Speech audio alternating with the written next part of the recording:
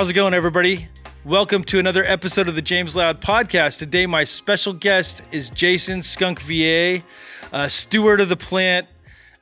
He's the guy responsible for being the steward specifically for the ChemDog plant, the 91 ChemDog, and he's in Montana now. And he's got his own Lucky Dog dispensary. He started Lucky Dog Seed Company years ago. And welcome to the show. Thanks, James. Good to be here. Thanks for having me. Definitely, man. So my big question to start everything off is, how did you get to Montana? Well, that's a crazy story. So I've been in the Bay Area since, a little bit before the Grateful Dead ended in the 90s. That's kind of where you get deposited when you get deep into that stuff, which it was. And, I ended up moving up to Sonoma County. And I was there for 30 years, almost 30 years. I had my daughter there, got married, got divorced, lived life there, all the stuff. It's okay to grow weed there. So that's kind of where I was at. Loved the place. And then as things got going with the legalization in California, Prop 64, I was on probation for some cannabis crimes. Kind of had a lot of felonies, pretty serious case, as far as how it can be these days in California with cannabis. I got arrested in 2014, and I just as I saw legalization coming on probation and kind of going through my case, I just started to dawn on me I wasn't going to really be able to pull it together there. When they come to you, they come with a wrecking ball, and they wreck everything for you, and any kind of convenience you think you might want or what they think you may want, they'll take that away from you that day. And they did a good job. They really did a good job of that. So I did pretty good there getting through that. But then once I got through it, I still wanted to, I had plans for legal cannabis and my place in it, as far as clones and seeds and, of course, flower. And so I just kind of randomly got asked by someone I used to know to come up here and check it out in Bozeman, Montana. Never thought I'd even be here, to be honest with you. I've been everywhere in the United States, but I never came through Montana. And came up here, scoped it out right before the pandemic hit, and fell in love with the place. It seemed like a good idea. It seemed like a beautiful place, low key, low scale, not too much pressure, not a commitment as these things can be. But so got the ball rolling, and then the pandemic hit, which slowed the inspections and the licensing. And I was planning on spending probably half my time here. It's a beautiful place. It's one of the most beautiful places I've ever even been.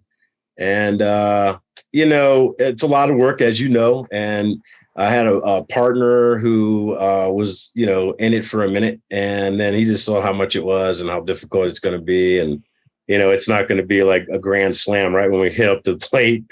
And so he bailed that summer and kind of left me holding the bag. So, well, that would have been, let's see, we got our license in like October of 2020. And like I said, there was just nothing going on until, 2021. And then we finally opened the doors to the dispensary in 21. So I've been up here since then. I left in April of 21 for the last time, not really knowing where I was going to be and how long I was going to be there. And I just never left because, this stuff, as you know, consumes every bit of your time and energy. So that's pretty much why I'm here. But then, on the same coin, I love this place. It's amazing. It's kind of reminds me of what the Bay Area was, and people around here would hate to hear this, but kind of what it was like in the late 90s, the early 2000s, where things were, people wave to you as they drive by and people say hi and things like that. So that's kind of it, and things are going good. I'm really grateful that it happened. I'm grateful to be here. And like I said, when I was talking to you before we started here, that I was back in Sonoma County in April for Memorial. And, I found myself full of gratitude that I was no longer there, as hard as that was to face, because it's just, the people, my circles were like people who are deep in the black market, very much scaled up, and it's not going well. None of it's going well. So many people are struggling. Yeah. It was really sad. Yeah. It was really sad. Yeah. And so it's really interesting because I see what you're doing over there in Montana, and you have a lot of green flower as far as what I could gather from, in the Bay Area, everybody's like demanding it's got to have purple color and all these Right. things. And you're still back, you stuck with your roots. You got Chem 91, you've got the tits, and a lot of your genetics as well. Yeah, we started off with about 56 cultivars here that I've been holding on to for, various amounts of time, but all a long time. Like the Chem Dog I've had in my possession for, well, except for when I got arrested, it was a short period of time, but for almost 30 years now, I guess about 28 years. Yeah.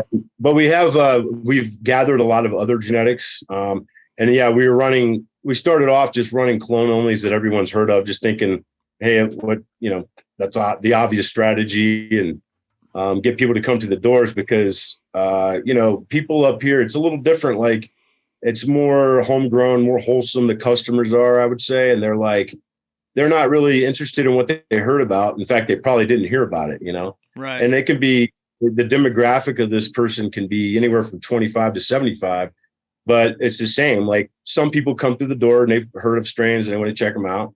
And so we've tried to get stuff that falls into that line, and we've done pretty good. We've done some nice selecting, but the idea was to kind of get things you've heard of, the classics. And then this year we're doing our own selections, or we're putting our own selections out. We're getting, really good response, and it's starting to go out wholesale around the state, the Lucky Dog stuff. And, it's making me really happy because I always hoped that would be, part of the journey, That's awesome. Yeah, really we have about 92 strains here now, I think, that we offer. And we have, any day we have 54 strains out available for the customer to choose from, So what size cultivation space do you guys have? Oh, it's pretty small. We're under 2,000 feet right now, 2,000 square feet. So, and some of that's for breeding, some of that's for the nursery. But it's the thing about Montana that's interesting that I think people might be interested in is that when I came here, it was medical, and there was the thing called tethering. So you had to be tethered to a medical dispensary as a patient. You couldn't shop around. You had to pick one and be tethered to it. Now I don't know if you were allowed to be, if you could go to others, but you definitely had to be tethered to at least one. And then the other part is that it was vertically integrated, forced vertical integration. So whatever you grow, whatever you produce, the hash you make, the rosin you make, whatever it is, you have to sell yourself. You can't sell to other companies. This is in the beginning. Right. And then so when I got here, I honestly hadn't really thought too much about, oh my God, we're going to have to build a fucking dispensary. So we did, and it's gorgeous and I love it. It's actually been like on the rough days, some of my, it's almost like meditation to be able to go in there and kind of put, my artwork on the wall and, build the place out, make it look nice. And then they got rid of vertical integration in January of 22, when the full rec went into effect here. And now we can sell wholesale. We can receive wholesale. Of course, the customers can go anywhere they want. So it's really interesting. Yeah, that's really cool. I mean, I like the boutique aspect of it, that it's vertical integration, but on a boutique level, which you don't really see in California very often, if at all. Yeah, I would say it's kind of harder to do that there. I'm sure I know there's some people who do it, some companies, but we grow the cannabis in the same place. We sell it to the customer. Our solventless lab is in the same facility. All of our breeding and nursery space is in the same facility. So, I mean, really, it's kind of amazing because, you come to work and it's just everything is here. If you feel like going to make hash today, then you go make hash. If you feel like, whatever it is you want to do, like, it's right here. So it's allows us to have like a very small team that's super dedicated to what we're doing. And yeah, I love it. It's perfect for me. I'm not a big scale guy. Like, I don't feel like there's always just endless amounts I have to do. I feel like you find that little sweet spot where you can find some comfort and happiness in your life, but also, be creative and do the things that you set out to do, Totally. Our tissue culture lab is upstairs. So it's pretty awesome. I love it here. It's not like what people would think. It's very different, Yeah, that's really cool. It sounds awesome. So let's take a stab at the past and talk about how you got your start in the industry. Not even that. Let's talk about how you started smoking in the Grateful Dead and kind of dive into that. Okay. Well, I mean, I started smoking when I was, a young boy in Virginia, 14. I'm sure I smoked some swag buds first, and I was into it. It was pretty awesome. I loved the way it felt. My friends were into it. But then we were living. My mom and my dad got divorced. My mom and my sister and I moved into this little apartment complex, and there was definitely some shady people there in Richmond, Virginia. And there was this cat across the street. He was I don't know if he was Puerto Rican or I think he was Cuban actually. And he had like the hair and the gold rimmed glasses, and he was missing a leg. I won't forget that. He was missing a leg. He was always by the pool when when all the other adults were at work, in the summertime when we were raging out there as kids. And then I don't know what it was, but one day he invited me and my friend into his apartment, and he had an Alaskan thunderfuck plant, he said. And he just wanted to show it to us for some reason. We were, I don't know, 14 or 15. And when he opened the closet door, he had one beautiful plant in there under a metal halide light that looked like it got shaken from a street lamp. And it just was like, whoa, it was like, holy shit, look at that. And the smell came at me, and just that humidity, the humidity came out of there and it wafted me. And that was it. I fell in love, and it was off to the races. And then, of course, Dead Tour, I think everybody knows. And if they don't, they should, that, the Grateful Dead Tour was like a bazaar. I mean, you could get whatever you wanted out there. It was like what true capitalism is, you buy low and you sell high. And Kind Bud was always a part of it, So when I saw that first plant of that Alaskan thunderfuck, I mean, that was the first time I'd ever seen Kind Bud. Smoked it shortly thereafter. And in Richmond, we had an interesting little kind of a culture there. We had like phenomenal herb when we were young. There was just these this circle of older dudes who were growing, the Nigerian and the Afghan and the Beatrix Choice and the Super Skunk, of course, and Northern Lights #2, but we just called it Northern Lights, but I think it would have been the #2 as they say now. The Nige, the Hades. We just had like an array of like top-notch genetics that were, clearly selected by, someone who knew what the hell they were doing. Right. And really was put work in. And these circles are small, but at the time of Virginia, like one plant would get you 5 to 40 years in penitentiary. And where does that number come from? Well, during the drug war, 5 to 40 sounds good on a commercial, on a campaign ad. And, so it was serious business. And, growing up there was different because like the drug war we were on the front line there, even without even knowing it. I mean, it was just, it was just a lot of people being incarcerated for cannabis and psychedelics and, those types of things. So it's like you kind of, you learned at a young age how serious this stuff can be and how, when you make choices, it can affect the rest of your life potentially, because you could, you would see it happen to a guy that that a friend of yours knows or whatever. And so grew to have a respect for these people, for these older folks who were doing this, because, I could connect the dots that like, wow, what a dedication that is to like take that risk. The weed's great. It's amazing, but it's also a lifestyle. And to take that risk for that lifestyle, I just always, it just took me back, and kind of, I don't know, it was kind of like mythical to me. And, I just wanted to know more. And so as it goes in the, early 90s and late 80s, really, the Grateful Dead come through town quite often. They were actually banned from Virginia, but they still would pop through under a different name. Surprise. They were actually banned by the state legislature in 1985.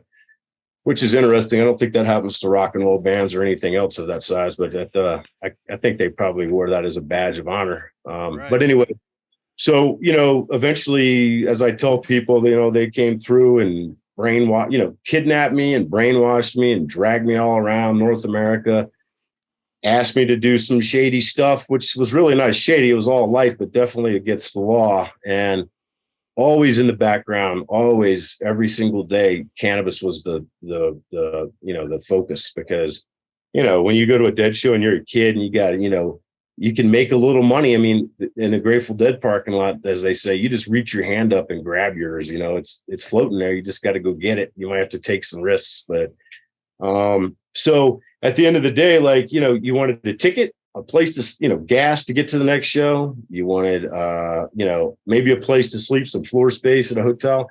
And most importantly, maybe the ticket was always, but most importantly, after the ticket was a sack of kind buds. That was the medicine, that kept you okay on the road, because it wasn't like a big fantasy. It was a lot of, you're in big cities in America, it wasn't like exactly spirals and rainbows every day. And there was a lot of stress, believe that. And, kind buds, what can you say? So, you get into it, and then after a while you start to say, hey, geez, like every time I go to a show, I'm in a different region. I could be in Ohio, I could be in New York, or in the Boston area, and, sure, Virginia, even Miami. We found a grower down there that would, come and look for us when we would get to town, and they would bring boatloads of cannabis. And, you could sell 30, 40 pounds of weed in the parking lot in a day, and wow. Drink fancy beers tonight.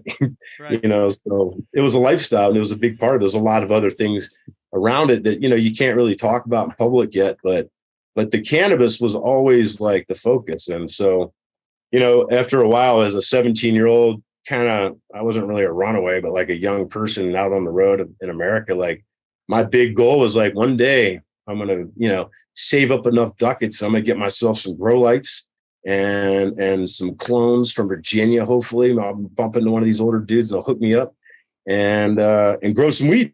That was the big plan. And lo and behold, that's exactly what happened.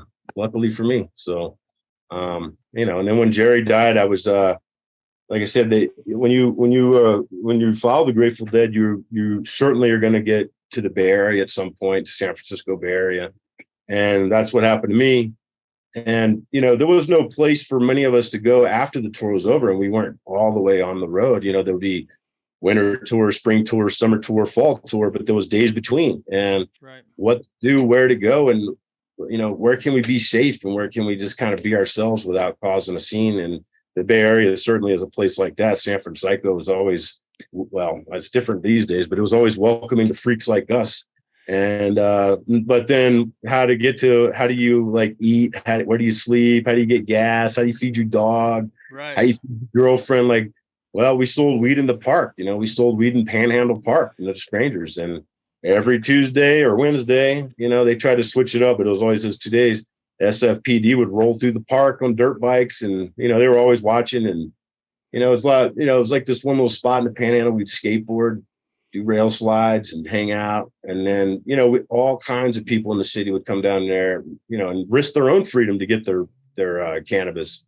I sold weed to AIDS patients and cancer patients, and just all kinds of people who, like, you could see that it was the stress it was for them to have to come down to the park and cop weed from us fucking kids was, probably really stressful for them. But I would say that some of them, they had no choice. There was no other place for them to go, and it helped them, I would imagine. And of course, there was a lot of other people who were just getting off work and just, the normal guy or who wanted to buy some weed.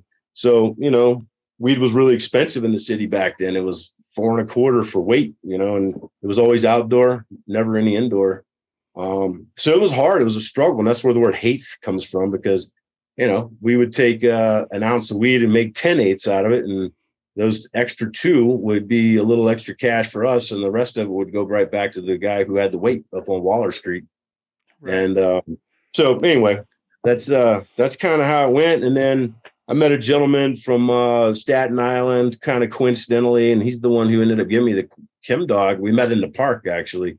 And he brought some indoor weed down from Sonoma County. He had moved out from Staten Island from New York and was trying to live out his, Grateful Dead fantasy, seeing Jerry Garcia at the Warfield on Market Street.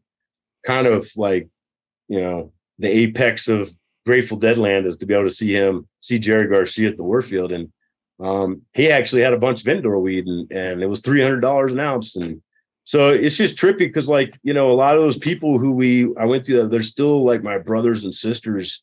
A lot of them are gone now, and for various reasons, but there are still a few around, and we have like this special connection because it was not easy. It was,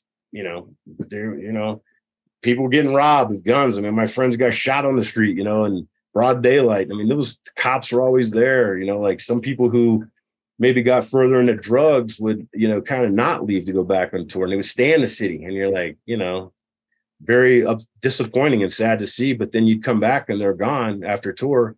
What happened to so and so? What happened to Kathy? Oh, she got locked up, man. She got her second felony for holding weed, and she's going to be away for a minute. Or another gentleman, Moon. He became a fixture in San Quentin because he got caught too many times up on the street there, and changed who he was, of course, like prison will do. So it wasn't always easy. It was a lot of stress. It was just the days between trying to get to the next thing. And anyway, I think I'm going on a little too much about that, but no, that's great. That's what this show's all about. I mean, I think telling your story and the story of the other side of the Grateful Dead, because people hear one side about the music and there's a whole nother side, on the other side of Shakedown Street that, I think people need to hear. And as we get older, there's less and less people to tell the story to. That's something I've realized, and I've always kind of realized it, but I somehow separated myself from that thing.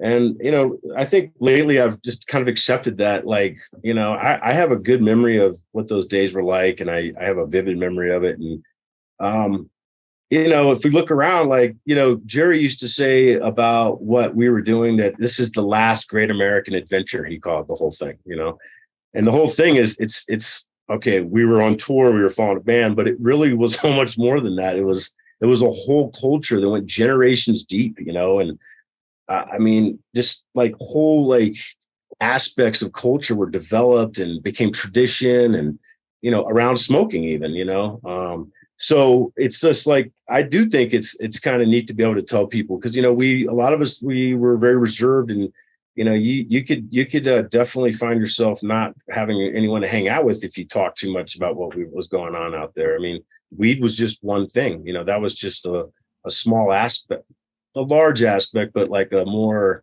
minor aspect of some of the work we were trying to do to kind of, bring some light into the world, and, into a rather dark world. And so, I'm so grateful that happened to me. Like, I do feel like I got, kidnapped in a sense and brainwashed in a sense. And I thank God every day for it. It took me to the Bay Area. I met my daughter's mother, and I have my beautiful daughter, and these things were all, seemingly coincidence, but when you look back on it, it wasn't. It was just, it's been, it's added up to, in my opinion, for my own life, an amazing life. And it hasn't been boring. It hasn't been easy, but it hasn't been boring. And I have that whole thing to thank for that. For me, it was that broke me out of that. What would have happened if I didn't decide to not go back to Richmond, which was a tough decision, hitchhiking from Kansas to the Bay Area with nothing, not even $1, was because the van broke down. It's a whole long story, but it was not an easy decision, but I'm glad I took the next step forward. I kept walking forward. What's the next adventure? Like, what's this all lead to? And, I'm grateful for it. So, and it is a big part of it. And that gentleman who I met in the park, who gave me the Kim dog, he was very grateful for me selling all of his weed that day so he could keep his California dream alive. He's still a friend of mine. He just texted me a minute ago, and like he told me, hey, he was so grateful for what I did for him that day, and I was more grateful to him. I don't think I expressed it well enough, but he's like, when this is all over, he was a deadhead, but he wasn't on tour anymore. He was a little bit older, and a lot of the older people were not into the new keyboard player. And so he told me, when this is all over, if you want to get a house and some, if you want to do what you say you want to do, I'll hook you up with clones, and I'll, show you what I know. And he came through on that after Jerry died in 1995, and I never looked back. That's always what I've been doing. So it's just, one thing leads to another, and here we are. We got totally. Weed on a shelf that strangers can come in and buy. It looks like my living room, but it's not. Dude, long, strange trip. Like very long. Seriously. Yeah. And I feel like we are there's the evolution of the Grateful Dead that turned into Dead and Company, but we are the evolution of the Grateful Dead, especially working in cannabis. Even Lagunitas Brewery, I think Tony McGee from Lagunitas, he, to a degree, in their company is the evolution of the Grateful Dead and where they went. craft products. Yeah, And it's just an amazing, beautiful thing. And we're just so blessed to have been able to get on this path, stay on this path, and be where we're at now. I agree with you. Yeah, I like those Lagunitas guys. I like their style. When I first came here, the regulations, as you know, are just, you can't keep up with it. The change, none of it makes any sense. I don't know who makes this stuff up, but it ain't anyone who knows anything about this stuff. But when I first came here, my the logo I have has a pot leaf on it, hanging out of a dog's mouth. And the inspector came and he's like, "Oh, you can't have that." I'm like, "I can't have that." And at first, right when he told me, I was like, "Oh, I got an idea." Because I remember those guys in Petaluma there, they had that beer Chronic. I don't know if you remember this, Totally. but it was RONIK, Mm-hmm. and the ATF came and raided them and caught someone smoking weed in the brewery down there. Yeah. And shut them down. So they were like, they had the shutdown ale, right? And I was like, that's funny. And then whoever, I don't know who it was at the company, sounds like you know those folks, but they decided to put censored over Chronic. Yeah. And then every year the censored gets just a little bit smaller so you can see Chronic behind it with a K. I don't know how that could be a problem for people, but so that was like, okay, we'll just do that. We'll just do what Lagunitas did. We'll just put the censored thing out in front of the leaf and then see what they think about that. Totally. Yeah. Boundary pushers. I mean, they're boundary pushers. You're a boundary pusher. I've been pushing boundaries my whole life. And I mean, I think that's how we make progress, is doing stuff we believe in. Yeah. I totally agree. So let's dive into the SkunkVA. Let's talk about the name SkunkVA and how it got associated with ChemDog, because I think that's a great story. You were on the forums. That was your name on the forums, I take it. But where did it come from? Well, it did come from Overgrowth. So we have a mutual friend, boundary pusher as well, he says, and he grew up in the Northeast, in New Hampshire, and he somehow met ChemDog at a fish show, I believe. And, he got turned on to the ChemDog before I met him. We did some dead tour together. And, as things kind of progressed, I got the ChemDog, but I didn't even know this guy. I was only hearing it from my friend who met him back there. And I thought it was really interesting. And, that I got this cut from this guy who I didn't know at the time, but he got it from him when they did a trade for a super skunk cut in the tri-state area, kind of in New York. Some friends of mine in Virginia came up and traded the number 6 super skunk. It's an F2 super skunk for ChemDog. And so at that point, my friend from Staten Island, who I'm speaking about, he was the one that went out and he got that cut and brought it back. So that's how I got it. I didn't know anything about the origins. There wasn't really a story to go with it. As you know, because you're in my demographic, that those things they didn't really matter that much then. Like, they just getting talked about because you're really just basically telling someone else's business. So then that's a no. So we were rocking it out and going for it. But then I saw a High Times article in, I think it was 2005. It must have been 2005. And it was an interview they were doing with G. And I was like, hey, man, that's your buddy right here. Look at this. He's got these other ChemDog sisters from the original Seed Pop. I was like, you said he's your friend. He sent those T-shirts out to us. Why don't you give him a call? Let's go get some of this. I wanted to get the sister. Right. I saw the sister in the magazine. I was like, God damn, that looks like the ChemDog, but just better. Like, not better, but stronger. Structure. Yeah, the structure.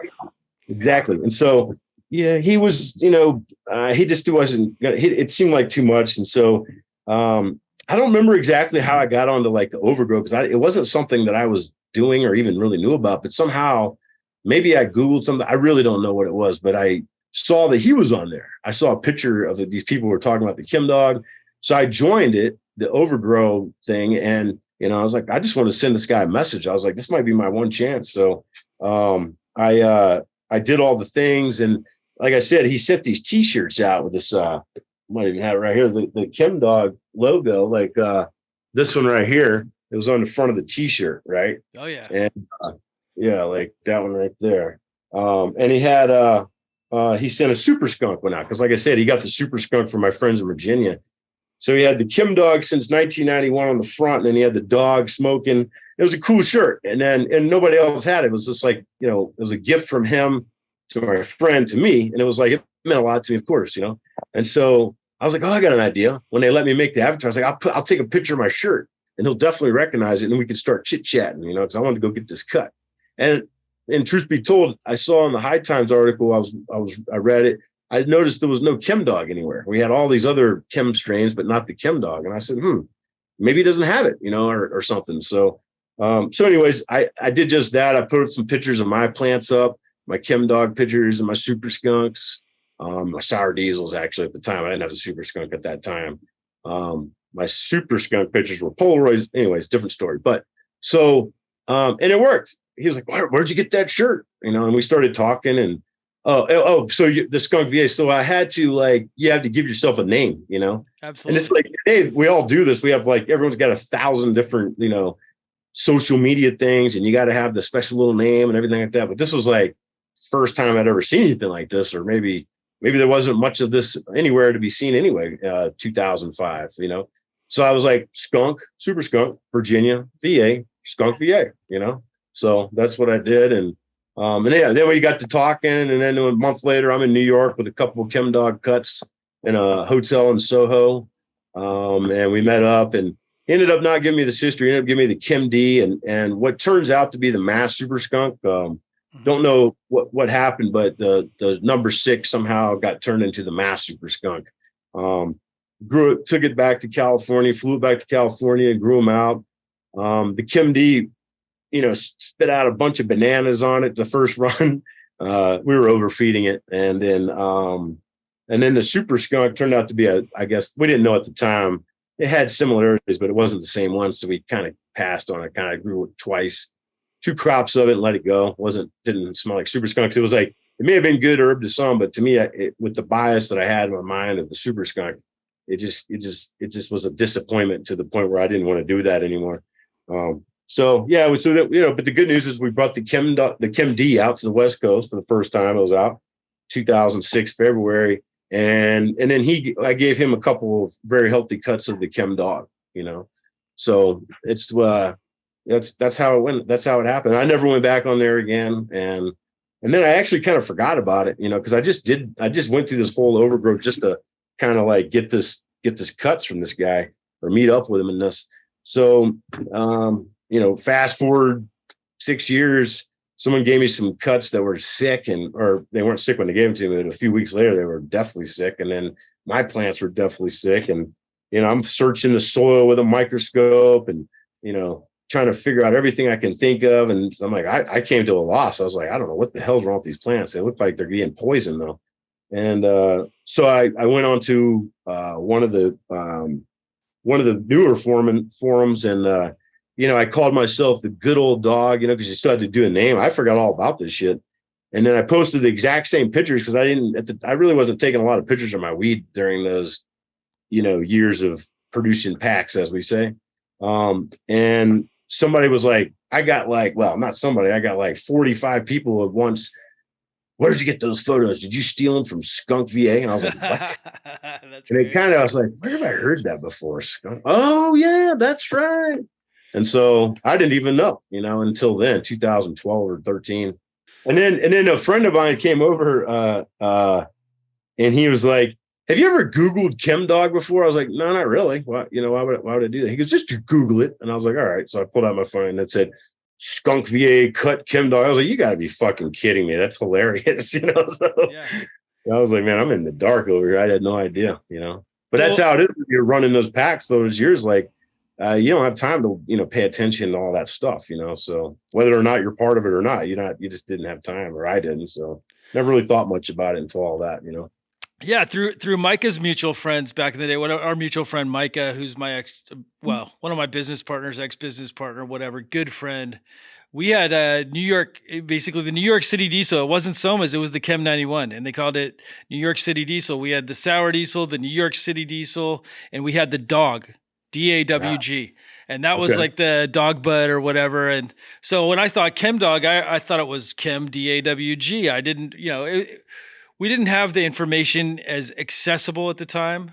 And, you know, but the structure, definitely the 91, It has a very unique structure that you can't miss like very similar to sour diesel with the green leaves and that burnt tire on the nose. You know, I feel like it's unmistakable. It's like for me, it's nostalgic. Every time I smell it, I'm like, fuck, Chem 91 from back in the day, you know? Yeah, it does. It lights up the memory bank for sure. For me too. I agree. I love that part about it, actually. You know, it's like, it just, it's not a particular memory. It's just like a collage of just like the past and, but, in some ways better days, not to say these days are no good, but just, more adventure, more fun, and just like really just hits you right in the heart. And I love that about it. I totally agree. And I know exactly what you mean. Yeah, sour diesel's another one. It's like all the genetics. If you were to smell the same stuff now, it'd bring you right back. And that's the beauty of these aromas, you know. And I mean, it's tied to so much more than just, oh, it's good smoke, man. These are tied to experiences we've had in the past. Oh yeah, yeah, yeah. I feel that too. And I mean, I would say my memory. My mom always used to point out to me that she said ever since you were born, the first thing you do when you find a new object, a piece of fruit or something she knew that I didn't have experience. The first thing you do is stick it up to your nose and smell it. Totally. And I go, really? She goes, I know that. I noticed it because I'm the same way, and so I think my memory is very much associated with my nose, Yeah, me too. And I mean, I think so breeding and cooking and all these experiences that revolve around things like food and wine and even tobacco, it's all based on data points, right? So like the more data points you have, the more of a library you have in your head, the easier it is to come up with combinations, but also you have these libraries built around experiences. It's true. Yeah. That's like a tribe of terps. I love it. It's Totally. I mean, it's so, the thing about it is, it's like we in cannabis, we're very much keyed into that part of it. Like that's where we're at now, like the cannabinoid thing is not all figured out, but definitely we have a lot of information when it comes to the cannabinoids. And now the next frontier is the terpenes. How do they affect the experience of cannabis? Like, of course, things smell good or don't smell good to people, but they smell like something and they definitely draw a reaction from you. And it's the new frontier. Like we are just on the, we're just learning about it. However, these things are not new. They're everywhere on earth. Every human has had experience with something that smells good, something that smells bad, something that smells dangerous, something that smells. And so it's a part of the human experience. It's part of our DNA. It's part of our synapse system. It's all in our head, and it's meant to be here for us. And we're here for it, as it turns out, too, as growers and breeders and, in all kinds of fields across, not just cannabis, of course. But right. I love that. I think that's amazing. I think it's always something more interesting coming down the pike with it. It never gets old. Right when it gets old, and now that things are going legal, it's like now scientists can get involved in universities and bigger and more powerful and more well-funded organizations can kind of get into this stuff and break it down, and we all get to see what happens. We all get to learn about it and how it relates to us and the relationship we have with these things and the combinations of them and what they do to our psyche, how do they impact our life, even how do they enhance our life, and it's amazing, and it's been around since the beginning of time on earth. And now we're alchemists of terps now, in a sense. Terps, thiols, like the skunks and the gas, like basically the gas, the rocket fuel, all these things are thiols, and that's why it's also so hard to measure them in terpenes, because they're not terpenes necessarily. The things that we really appreciate, where the gas, where you can talk about terpenoline and limonene for hazes, and we can talk about myrcene and some other things, but once we start talking about thiols are really where there's a lot of magic, and there's a lot of stuff we don't understand, and these relationships with the cannabinoids and terpenes, and we're just starting to scratch the surface of it. I really believe that we'll have a better understanding of it in the next 5 to 10 years, but it's amazing to be on the frontier.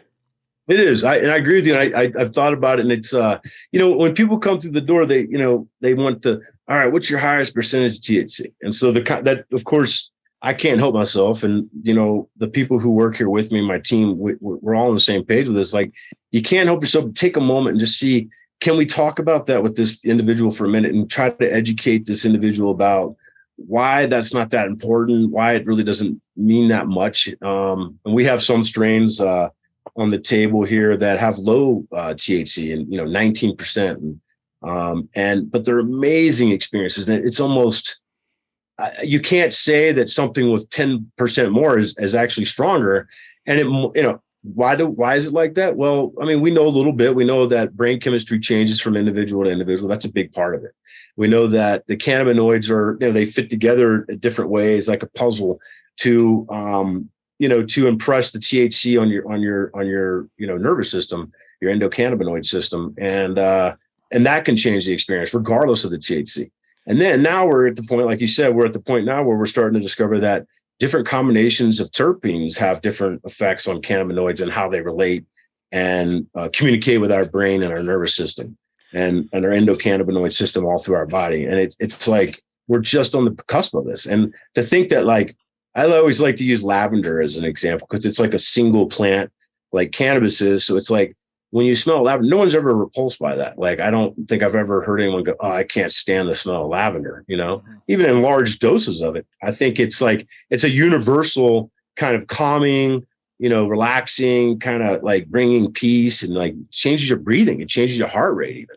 Right. And that's science. That's not because it smells good. It is, but there's more to it than that. Your brain is interacting with those terpenes and allowing you to have that experience of just calmness, and cannabis is that on steroids. It's when it's good and it works, it can enhance your life to a degree that it's hard to measure. It's hard for anyone to measure, even us, day in and day out. This is what we do. It's hard to measure how important that can be.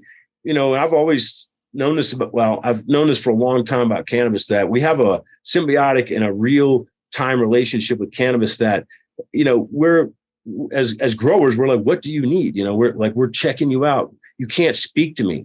You can't point, you can't do anything, but you're still speaking to me. You're trying to tell me, what do you need? And the plants also, with probably a much more success than we have with it, because we're like kind of monkey brain, we think too fast and we don't pay attention enough. We hardly listen enough. The plant has no choice but to listen. That plant can't get up and walk across the room and take care of its own needs.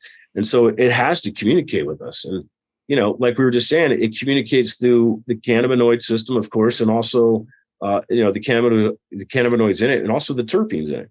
And I think that's where we're at now. Like, we've all been stoned out of our mind on THC and the combinations of cannabinoids, but now the terpenes are got another thing to tell us. And I think that's where we're at. I think the plants are trying to speak up and say, hey, we have a solution here. You just got to listen. You got to listen. You got to take a moment. You got to stop and smell the fucking roses. And it's going to be okay. Yeah. Everyone feels this. I know you do. I do. We all do. I know you do, because we're all humans, right. And that's our nature, So it's just amazing because we're, like you said, we're on a frontier right at the beginning of it. And, I can't wait to see what's going to happen next. For sure.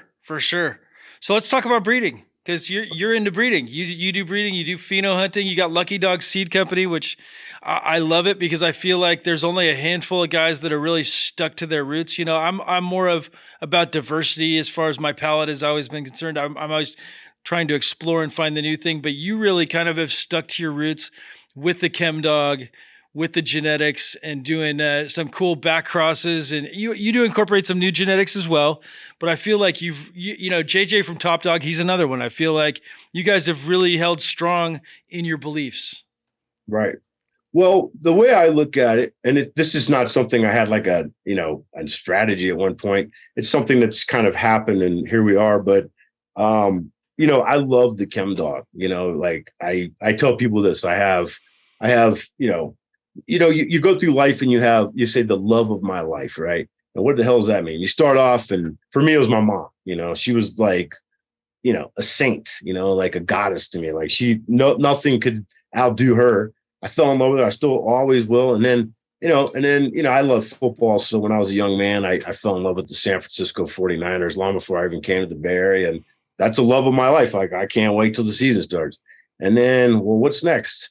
Well, a lot of stuff happened after, but it came to the chem dog, and I love her. And I like to believe that she loves me too. I think that these things find their stewards, whatever. It's nothing special about me. That's not what I'm saying, but it's what I tell people is like, when I talk to my customers about having a clone for, 28 years, it takes them a minute to process that. And when they do, I'm like, it's like I've been through all this stuff in life, and, deaths, friends dying, dogs dying, the worst pains, the highest of highs, the joys, marriage, divorce, raising a kid. And there she is. She's still right there, And so I just want to inject what we've done in the past, back into it. So, at some time you're like, well, is this getting stale? Well, for me, it's not, because that's what we're still doing, and it's a lot of fun, because you go through the mothers, like the pollen receivers that you're potential, and you get to learn them, you find out them, you get the flavors, the experience, the effect, and all these things. And then we cross it with our Chem Dog, and then we have a whole new thing, and it happens that way. And the funny thing about Chem Dog is that even though she's old girl, like, she's dominating when you cross her. And that was the hardest part about developing that stud that I've been using, is that the first several attempts, it was just too dominating, like everything came too much like Chem Dog, because when you do back crosses, that's what you're selecting for. So I started to kind of change my strategy of selecting as I was going through it, and maybe just, finding certain aspects I love just about a plant, not necessarily like Chem Dog, but like, vigor and structure and just explosive growth. And, I want someone to pop a seed and it just blows up and blows their fucking mind, and that's to me has to be part of it. A person's going to grow, have a light in a tent in their house. Like, they're not going to go through 100,000 cuts to find the one they want to, they want to have, they want some success, and they may be limited on their knowledge. They may be limited on their resources on what they can apply to their project. And I want them to be happy. So I started kind of selecting not just for Chem Dog traits as far as aroma, flavor, and effect go, but also like structure, vigor, and then that kind of, once I went down that road, everything kind of happened quick. And we found one and so how did we find that out? Like, how do we know we found it? Well, we crossed it to a lot of things that I when I say we, I mean me, crossed it to a lot of things. And then finding out that you're getting some unique crosses, like F1s that are actually unique. And then bringing up the F1, generation, also not too much variety. Like, when you buy a pack of seeds, of course, you want to kind of get what you think you're getting. You want to be surprised pleasantly, but you don't want to just be like, I don't know what, they're all different. You don't want that. So I guess if I'm a breeder, it would be because what I do is I make those, and then I go through them and I try to weed out the stuff that is got too wide of a variety, or of course, if they're just not a good mix and it's not desirable. And then the ones that make it through, they got, you could say 2, 3, different types of phenos that you can count on being in there, but certainly one that you planned on seeing if that's who you are. And if you wanted to be surprised, but you wanted some really strong, powerful, tasty, gorgeous mostly gorgeous cans, depending on how you look at it, you would want to, that can be in there as well, so that's all it is. And, we're now branching out in different ways. We're going to be we got some collaborations coming up with breeders you've heard of that are, just in the beginning stages. But up to this point, this is what we've been doing, and we're going to always continue doing that. But now it's time to branch out. Now we're breeding with our own in-house things that we've made, like steps along the way that we found. So, now it's going to change a little bit. It's going to expand, and I'm more focused on what I would like to see from Lucky Dog Seed Company is kind of like, there's like a division in cannabis culture. Like, you have like this old school, like we say, gassy and, OGs and Kushes maybe, and, that kind of stuff. And then you have like the newer thing, and the newer thing is just taken off, and it's amazing. It's amazing to see. But it would be instead, what I've learned about the older school people is they're jaded, as older folks get, like, oh, well, back in my day, da, da, da, da. I mean, I catch myself doing that too. But I don't think that's useful to sit in the corner and snicker at the others, at other aspects of cannabis culture. I don't think that's useful. I never have thought that like division was helpful. Of course, it's inevitable at times, depending, but I would rather like do collaborations with some of those breeders and that style of cannabis, that part of the culture, and just kind of like, maybe a little educating, maybe a little bit of just like enhancing, and maybe just like creating things that are even better than either side of that. I mean, I think that's the goal, is to, it's like, if you're just breeding to cross these things together and you're not improving the genetics on either side, what are you doing it for? At the end of the Right. day, we're trying to improve things. And like, I think Chem 91 is an amazing classic, but there's definitely improvements that could be made with the structure. That's a good example. Exactly. And that would be like reverse what I'm saying. And I've had that experience. Like I get plants, now that I'm like, wow, look at that. That's amazing. But it smells, to me, it's like the unique odor and, aromas and flavors that I'm into. I mean, the high is always going to be top for me, because some stuff, and my customers verify is like, oh yeah, I was getting this such and such, this place, and it just doesn't get me stoned. I smoke every day. I love it, everything, but it's got to get me stoned, and I'm like, yeah, I get it. And then I pull out, some Crossroad Chem. I'm like, I think you're going to love the flavor of this. I think it's going to hit you hard. And I think it's going to get you stoned exactly every time you smoke it.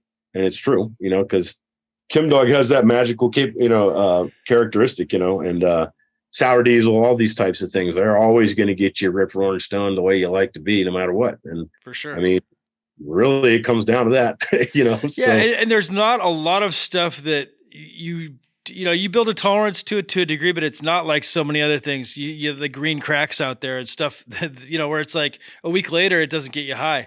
Chem Dog Sour Diesel at 14% will give you couch lock. Oh yeah.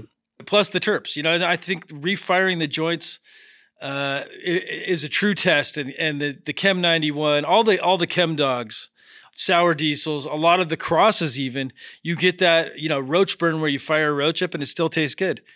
Exactly. Yeah, that's important too. Like all the way down to the end, that sweet, drippy, on your tongue.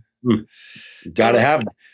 So, as far as what substrate do you grow in? What kind of nutrients are you using? What is your philosophy on growing and cultivation?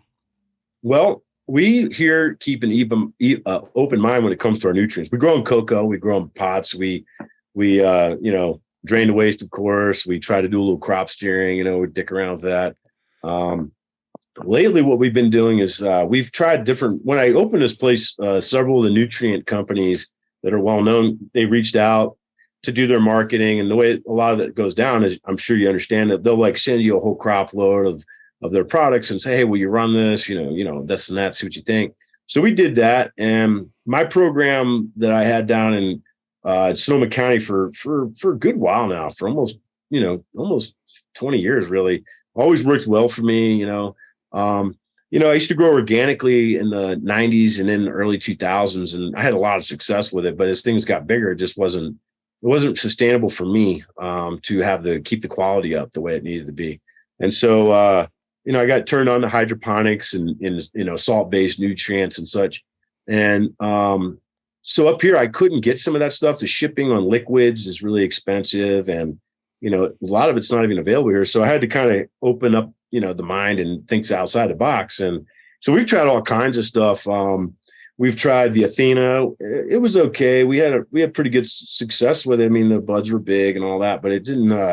The final product was a little less than desirable for me. Yeah, for me, it all tastes like Athena. That's my complaint with Athena. It looks great, but I feel like it tastes like Athena, and not that. I think a lot of people get good results with Athena, but it's not my cup of tea. Yeah, and I agree with that. And however, so right now we're running Veg Bloom from Hydroponic Research, and we like it just fine. So we had this interesting experience, Athena has that new product called Fade, where they, a lot of people were complaining about how harsh the weed was, too much nitrogen at the end or whatever. And so, they sent some of that out. We tried it out, and we actually, for the first time in a long time, I have to be honest, like they said, plant health at the end, the problem with the hydroponic growing is the flush, of course, we all know, and the plant starts eating itself. And Chem Dog is like, it's like that times 10, like it gets bad, it's like, it's kind of sad. Like you got to get your pictures on day 56, maybe even a little bit more. So, it starts to eat itself. It starts to consume itself. And so we've been getting some data from leaf analysis at different points of time. We're delving into that to kind of see at what point does these things start to become consumed, at like what week, what day. they start to get consumed, and like, what can we do about it? And while we're doing this, we're fucking around with calcium and, all these things. And, not really a lot of success, maybe some, somewhat something notable. But we did run their fade. I got to say, I don't want to do like an ad here, but we did run it, and the plants looked green and healthy at the end. Like when I say green, they had a lot more color. They weren't like brown eaten leaves, is what I mean. Nice. And it's like they recommended. We did what they said, and we went all the way through. Probably gave them fresh water for 3 days, I think. And I was like, yeah, this shit's gonna burn bad. It's gonna fucking hurt us. And the first thing I noticed, we didn't even have one little tiny speck of botrytis. And I always have it, when the big buds, I always have a little bit. Like it's not, and it always occurs in those last 2 weeks. It always occurs in those last 7 days. I mean, in the mind, it's like, well, of course it does. The plant's not growing anymore. It's just kind of finishing out. The mold's always there. The spores are always there. You try to keep them out, but they get in. And so in your mind, you're like, well, of course, that's just part of the deal, right? It's always been part of the deal, quote unquote. But so we actually didn't have any. And that was like, it caught me off guard. I was like, damn, because they did mention that when they talked to me about it, when they were asking me to try it out. And I was like, wow, that's interesting. So then what we did is we switched back over to, we did one with the Veg Bloom program, and we just stuck with the program. We didn't do anything too far. We added some gypsum and some calcium carbonate and stuff like that, overloaded it with that. And, those things are a little bit more, I don't see the results that I hear about with that. Like I see some result, but the impact is not as what I hear. It's in my experience, So, and then, we had a little bit of botrytis and yada, yada. Well, then eventually we smoked that crop where we only gave it plain water for 3 days. It's smooth as can be. So what we're doing now is we're going to do the cutting edge 4-part soluble powder system. And then we're going to switch over in the last louder 2 weeks. powder. Yeah, the louder powder. powder. Yep. Good stuff. Yep. I like Uncle John. I think they got a good product. I think the flavor, at the end of the day, I'm a flavor guy and I want my weed to taste good. And I think in a cocoa type environment, it works really well. I totally agree with you. And we were, when I was talking about what I used to run before, that's what it was. That was the base with many other things to kind of enhance it. But that was the base. And I was always so happy. And like I said, Uncle John, and they're good folks, man. Like they get it, there's a reason why I can't get it here. That sucks for me. But the reason I actually I'm okay with it. They don't go to the big distributor to have them. They're like, no, we don't want to be part of that. We'll be smaller scale. We won't be able to reach everybody, but at least we'll stay more true to our values. And I respect that. And I do like being part of that. So, and that's what you can't get up here. So, but however, we are going to try that just one way through all the way. We haven't done that one yet. We're going to try that all the way through once and just see what the results are. And then, but really, I think what our strategy is going to end up being is we're going to leave that. And in the last 2 weeks, we're just going to do bloom and fade. And so, that's kind of why I tried it out. But the fade stuff, like it worked. Like the smoke was smooth as smooth can be. We still had all the flavor. And I think we're going to be able to do even better when we start to mix and match. We don't run just one program. We just take what works and we apply it when it needs to be, when it needs to be used, So I think that's kind of our strategy. That the long story short is that we just try to think outside the box, understand what we're doing, never ever do something without knowing why you're doing it. Cause I think that's a big problem out there. Is like, this is what you do. And it's like, well, why do you do that? And if something goes wrong, do you know what to do? If something starts to go a different way, if you're trying to enhance the terps, do you know what to do? Are you trying to, different strains require different, nutrient, requirements. And so, that's kind of, what our strategy is like I guess that's what my answer to that is, we're just trying to mix and match and find what works with us, but Athena fade's part of it. Cool. No, that's awesome. I love hearing stories like that. So I got a question for you. Okay. If you were to, with all the knowledge that you've gathered over the years, and you were to go talk to your younger self that had been doing this for about 2 years, what piece of advice would you give yourself? Well, the first piece of advice that still stands true today that I did get was never, ever, ever think you have it figured out. Never, ever, ever speak when someone else is telling you something. You know, like if someone's sharing what their experience is and their knowledge, if they've been growing for 1 year and they have it, you should still listen because you're probably still going to learn something from them. The minute, and this is the way it was presented to me, the minute you think you have it all figured out is the minute you're going to start failing because, you know, your confidence and let's just say ego and, you know, you've made it by yourself now. And so that advice still rings true. Like I always remember that. Yeah, I have learned a lot, you know, I surely have, but that doesn't mean I can't learn something from someone much younger than me and less experienced than me. And so that was good advice. And if I had to give myself advice then, I would say share what you've learned, you know, like as you learn things, be more open about it, share it, you know. Um, that's pretty much it though, I guess, you know. I don't really have a great answer for that one. I don't really No, know. I mean, I think that was a great answer. To be honest with you, I think that was really good. right on. Yeah, because I feel like it's been difficult for me to come out of the shadows. Like I've had a hard time with it. You know, like of course we were growing cannabis. Of course that could get you in a lot of trouble. We were also involved with some other crazy shit, and it's just you know there was a culture of like you got to keep your lips sipped. You got to like walk the line. Don't let anyone know what you're doing. You know, like I went years. People, good friends, close friends would come to my house. And they would be, you know, they buy weed from me. They'd get Tupperwares of Super Skunk and Kim Dog from me. They knew I was growing it. They never would hear me admit it. You know, they Right. stopped asking me like, do you grow this weed? I'm like, dude, I told you, you know, I don't know. And don't ask me that, you know? Totally. So I took that a little too far, I think. And I would have, if I had anything to change about my somewhat younger self, I would have made that decision sooner. For me, the law enforcement did that for me, you know, ironically. You know, when they came and raided me in 2014, well, they took everything from me, plants included. I got arrested for like 9 felonies, you know, manufacturing a controlled substance, all the way down to possession with the intent and control, you know, possession of concentrated cannabis, you know, and of course, the manufacturing of a controlled substance being the most serious of those crimes. It's a very serious crime. It carries a potential of 7 years in the penitentiary in California.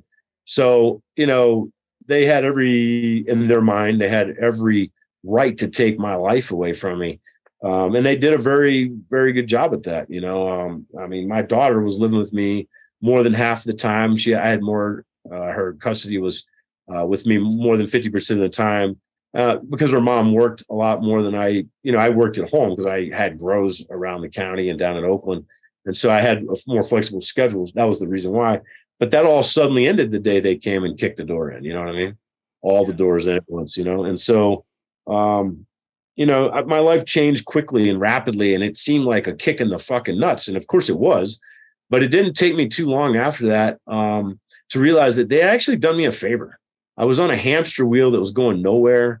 I mean, I was just working my ass off to pay the bills so I could grow another crop, you know, and maybe I mean I was having a lot of fun in life. Of course, we were making money, but but the bottom line is like I was working too much. It was just too much. And it was going nowhere. It was the beginning of the end for that lifestyle, I guess you could say, in California at least, and really everywhere now, probably most places. And so it allowed me to forcefully put me in a different position where it's like, well, what now? And then that's when I started to say, you know what, I'm going to focus on making good genetics, and sharing with people. People always ask me that, for clones and for genetics and, for seeds and stuff like that. And so it just seemed like an opportunity all of a sudden.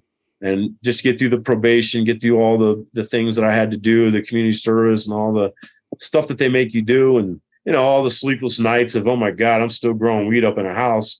I know they know where I live. I mean, not that I told them, but they know where I live, and they could come any minute. And so lots of stress. And I'm actually grateful that it happened to me. I really am. I mean, it was hard, and losing everything that you've worked for in a flash is never going to be easily accepted or It's never smart. going to be easy. No, and No, it's like, but these opportunities give us chances to start over, and they really help you learn who you really are. I think yeah, everything in life. I think things happen for a reason. I mean, I've seen too many things in life to know that things in life happen for a reason, and we have setbacks, and there's there's always ups and downs, and that, you know, if you're up, there's always going to be times where you're going to be down, and if you're down, there's always going to be times where you're up again.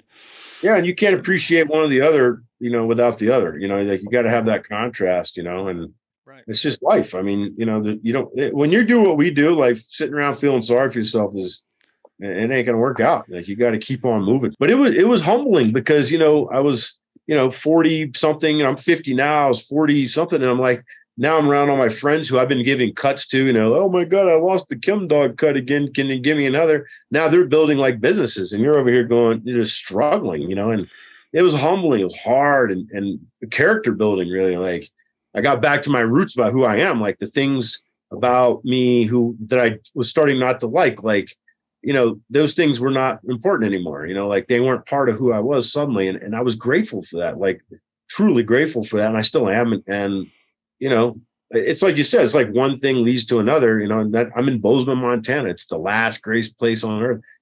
I mean, it just doesn't for me, it doesn't get any better than this. I love the people here.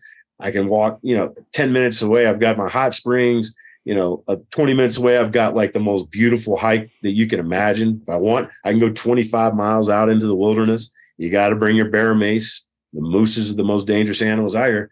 But besides that, I mean, it's heaven on earth and I love it. And so without that event happening to me in 2014, I wouldn't be sitting here. And I'm fully aware of that.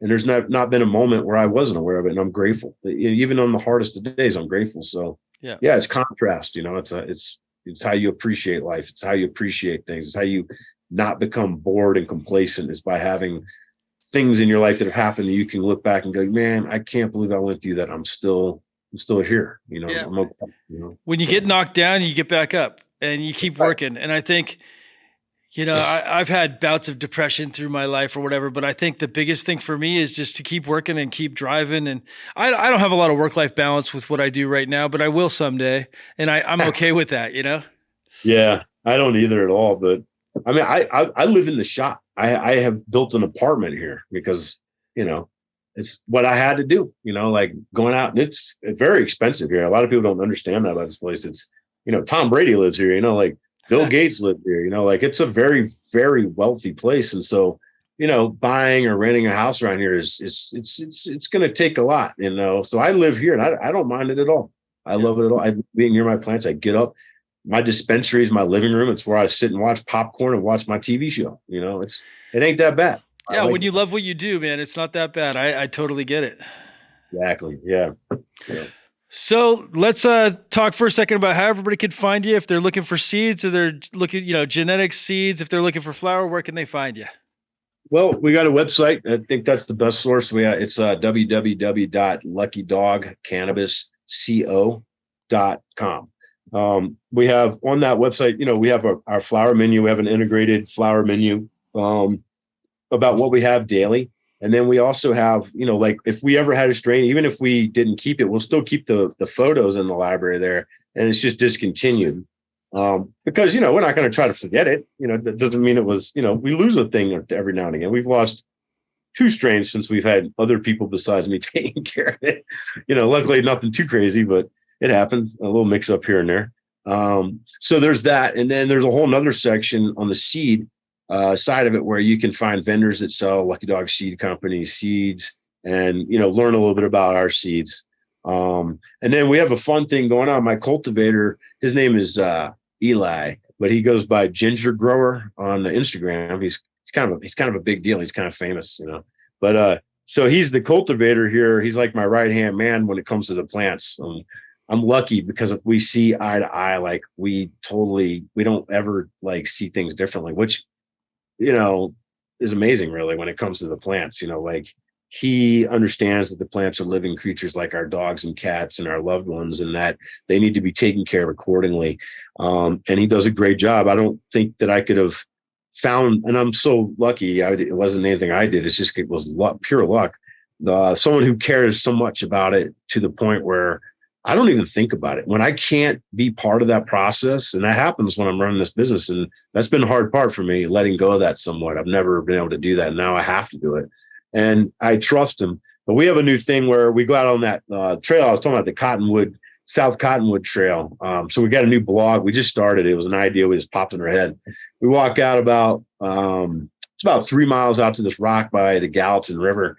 And we take one of our pre-rolls, just one of our strains, and we go out there, me, him, and my dog El Toro, and we smoke it, and we just kind of record our experience, and we try to be vocal about, how we feel about it. And it doesn't have to be just okay, this strain and then. It could, how cannabis it is, like it can, like we were talking earlier, it can kind of invoke a thought or a memory or, an idea. And so we're trying to like do that we're going to be doing it every Sunday before the shop opens, because we have to get back to open the shop, because on Sunday it's just me and him working here.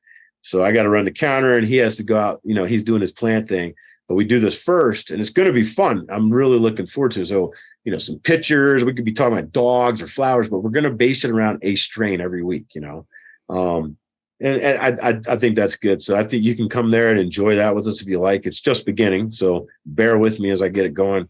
But yeah, I would say that's we're trying to make that the central spot for the seed company and everything Lucky Dog Cannabis, That's awesome. Man, I really appreciate you coming on the show today. It's been a pleasure. Yeah, it's been great, man. I really appreciate it. Thanks a lot, James. This has been awesome, man. I've never done one of these with the video, and I'm doing all right. Yeah. All right. Yeah, doing great, man. I'd love to have you come out to the studio, come check out the facility, see what we're doing here. Maybe line up a collaboration at some point, man. I think I'll be down there actually pretty soon, like in this month. So if you want to hang out, I'd be happy to, man. That'd be great. Let's do it. Yeah, absolutely. The part about killer flower to show you. Oh, I bet you do, man.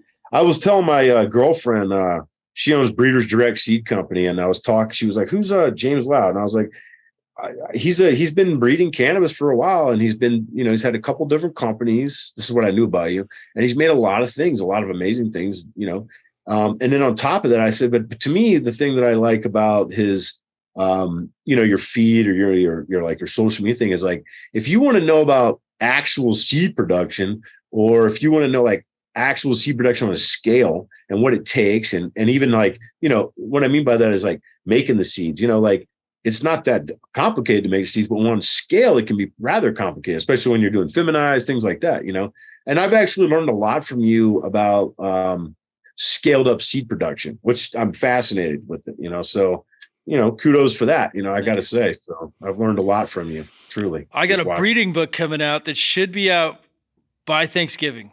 We've been working on it for a long time. It's been over 5 years, and it's really detailed, and it really has a lot of good information. And I have some of the best people besides myself, some of the best people in the industry that have contributed to it. And I'm super excited to have it out, and I'll definitely be giving you a book. So that's cool, man. I remember reading about that at some point somewhere. So that's going to be amazing. It's like, there isn't a lot of that out there, There's not a lot of books about breeding, period. I mean, what do we got? Botany, that's about it, right? So yeah, I mean, I think the Cannabis Breeders Bible, it's outdated though. It's that was 25 years ago. Right. Around the time Jerry passed, I think that came out. So 23 years ago, maybe. Right. Yeah. Anything from that time in Canada is going to be outdated because the information was so limited. So like tissue culture is a great example of that. Like, we're delving deep into that. I've been working under a hood for a long time doing other things. And we're going to be teaching tissue culture classes in Southern California, hopefully starting right around the new year. Life is so busy. It's hard to get everything done, but we're going to be teaching classes there. We have a rather large house near Disneyland that my girlfriend owns.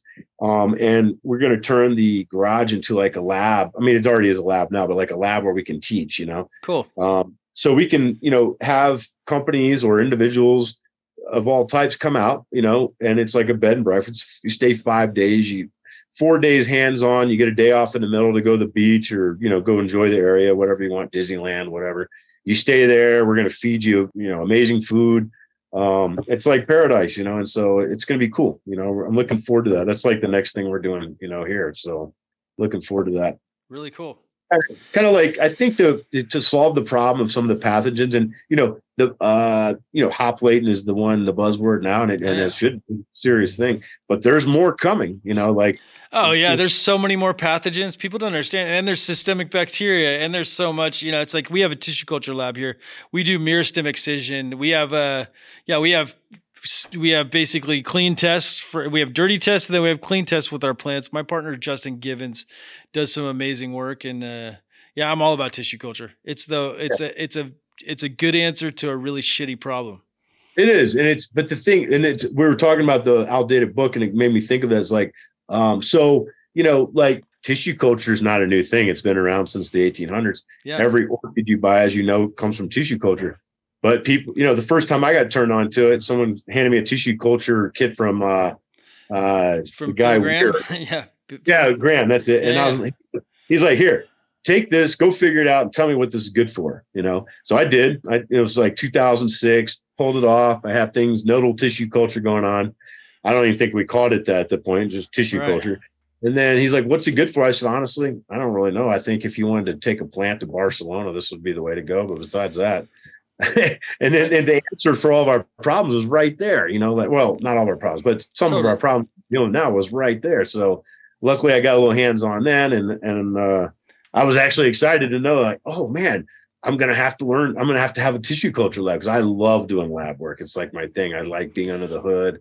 Awesome. I love sterile environments, and like creating them and just, I don't know what it is. I just love it. So it's good. But I think in order for us to get through this, we're going to have to do more than a few of us offering clean, stock. We're going to have to actually show people that this is the protocol. This is how you don't spread it. This is how you do the testing. We're learning all these things in real time, but more importantly, this is what you can do to cure something. Don't throw it away. If you know what what I know, if I can share that with you, and if you can apply that, you don't have to throw that very rare cultivar away. You can maybe save it. It's worth a try. You have an opportunity here, or just keeping it clean in general. Like you were talking about systemic pathogens, just nodal tissue culture helps with that, so, all these things, like if you don't grow roots for, months, then eventually those systemic pathogens in the root system, they're eventually they have no food. They're going to die. They're going to go somewhere else, so I love it, man. I'm into it. Oh yeah. I was going to mention one more thing that Lucky Dog Seed Company, we just had another drop today. We've been working on this particular drop since January with the testing and getting everything ready and selecting, making sure we have what we want. I just want to let everybody know that if you go to our website, www.luckydogcannabis.co, and you go to the seed page, you can see all of our vendors that will be carrying our drop. Those vendors should have all those next week. Stuff like Dog Beach, the Virginia Beach Afghani crossed with the Chem Dog, and Pole Dog, Skunk Dog crossed with the Chem Dog as well, and many, many others. We have 11 to choose from. Several are unfortunately rather limited, but pretty special. We have all the photos, and we're selling a lot of the product here at the shop. So check it out. I think it's worth a look-see. Excellent. Well, I really appreciate your time today, man, and I look forward to seeing you in the near future. Yeah, you too, man. Thanks for having me on. Awesome. Have a great day. All right, you too, bud. Take it easy. Hey, everybody, don't forget to like and subscribe.